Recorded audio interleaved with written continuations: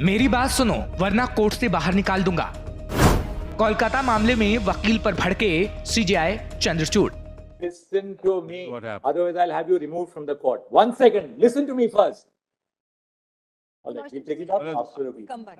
Lordship, Brothers, I'll take only 1 minute. Brothers, I'll take only 1 minute. Supreme court में कोलकाता दुष्कर्म मामले में सुनवाई चल रही थी और वकील ने ममता सरकार के इस्तीफे की बात कर दी। फिर क्या था, वकीलों से भरी कोर्ट में सीजेआई भड़क गए और सबके सामने कड़ी फटकार लगा डाली। Listen to me. What happened? Otherwise, I'll have you removed from the court. 1 second. Listen to me first. All right, we'll take it up after a week. come back. Lordship, Brothers, I'll take only 1 minute. Brothers, I'll take only 1 minute. दरअसल supreme court ने मंगलवार को उस याचिका को खारिज कर दिया जिसमें कोलकाता घटना के बाद सीएम ममता बनर्जी का इस्तीफा मांगा गया था।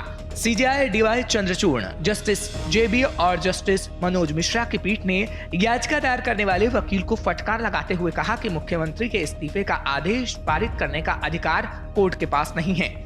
यहाँ आपको बता दें कि वकील ने याचिका में मांग की थी कि कोलकाता के आरजी मेडिकल कॉलेज और अस्पताल में महिला डॉक्टर से दुष्कर्म और हत्या के बाद जो लापरवाही की गई उसके लिए कहीं ना कहीं मुख्यमंत्री ममता बनर्जी जिम्मेदार हैं। इसलिए कोर्ट को उन्हें इस्तीफा देने का आदेश देना चाहिए। सीजेआई ने कहा कि ये कोई राजनीतिक मंच नहीं है, आप बार के सदस्य हैं, हम जो कहते हैं उसके लिए हमें आपकी आवश्यकता की पुष्टि नहीं है। आप जो कहते हैं वह कानूनी अनुशासन के नियमों के अनुसार ही कहिए, बनी बनाई बातें मत कहिए और ऐसा वकील को नहीं बोलना चाहिए। चीफ जस्टिस ने कहा कि हम यहाँ ये देखने के लिए नहीं बैठे हैं कि आप किसी राजनीतिक पदाधिकारी के बारे में क्या सोचते हैं। वहीं सीजेआई के इतना सब कुछ कहने के बाद भी वकील बहस करता रहा तो सीजेआई ने चेतावनी दी कि उन्हें कोर्ट से बाहर निकालना पड़ेगा। चीफ जस्टिस ने कहा, देखिए मुझे खेद है, कृपया आप मेरी बात सुने, नहीं तो मैं आपको कोर्ट से बाहर निकाल दूंगा। This is not a political forum, all right? All right? Please, two things. You're a member of the bar. We don't require your affirmation to what we say. Please listen to us. You're a member of the bar. What you say has to abide by the rules of legal discipline. We are not here about what you feel about a particular political functionary or the other. That's not our concern. We are dealing with specific grievances of the doctors, and that will be. If you ask me to direct that the chief minister should resign, that's not part of our remit. Lord, the stakeholders are heard. This is not a public platform. He is not concerned. Look, I'm sorry. You please listen to me.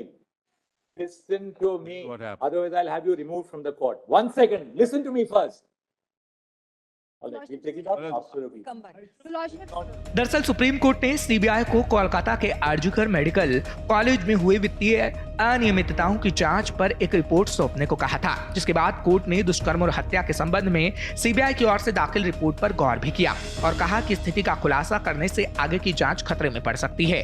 वहीं घटना से संबंधित मामले में सुनवाई के सीधे प्रसारण पर रोक लगाने से इनकार करते हुए कोर्ट ने कहा कि यह जनहित का मामला है और जनता को पता होना चाहिए कि अदालत में आखिर क्या हो रहा है। सीजेआई डीवाई चंद्रचूड़ की पीठ ने केंद्रीय जांच एजेंसी को अस्पताल के चिकित्सा विभागों के वित्तीय अनियमितताओं पर भी एक जांच रिपोर्ट दाखिल करने को कहा है।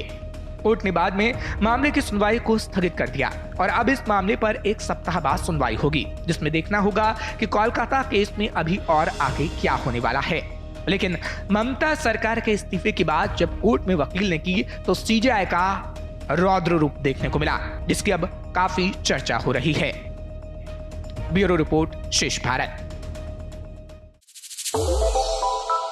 श्रेष्ठ भारत पर खबरों से जुड़े रहने के लिए चैनल को सब्सक्राइब और लाइक करें, बेल आइकन दबाएं और देखते रहें श्रेष्ठ भारत।